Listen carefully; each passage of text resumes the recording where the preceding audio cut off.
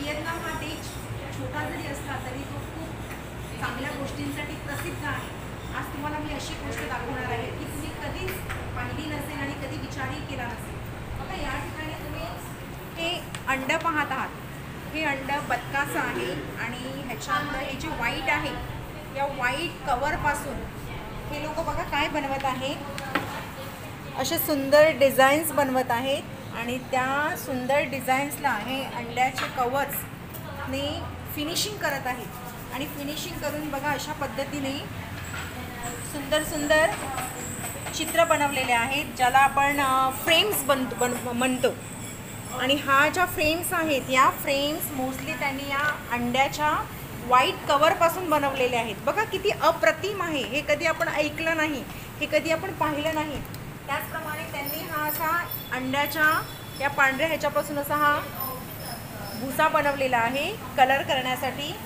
आणि ह्या सगळ्या मुली बसलेल्या आहेत पेंटिंग करण्यासाठी आणि सुंदर पेंटिंग करून सुंदर डिझाईन्स करून त्या फ्रेम्स बनवत आहेत. बघा ही एक त्यांनी फ्रेम फिनिशिंग केलेली आहे. आणि ती सुद्धा कला कसली आहे तर या अंड्याचं जे व्हाईट कवर आहे जे आपण फेकून देतो, ज्याची आपल्याकडे काहीच व्हॅल्यू नाही, ते व्हिएतनाम देशामध्ये त्याचा वापर ते फ्रेम बनवण्यासाठी करतात. आणि ती प्रोसिजर खूप मोठी आहे. म्हणजे जवळजवळ ह्याला हे बनवण्यासाठी 1 महिना जातो. परंतु या आपण म्हणतो ना टाकाऊपासून अशा सुंदर फ्रेम्स त्यांनी बनवलेल्या आहेत ज्या मी तुम्हाला आता दाखवत आहे. बघा 3, 4, 5, 6, 7, 8, 9, 10 प्रोसिजर कंप्लीट झाल्यानंतर ह्या अशा फ्रेम बनवल्या जातात.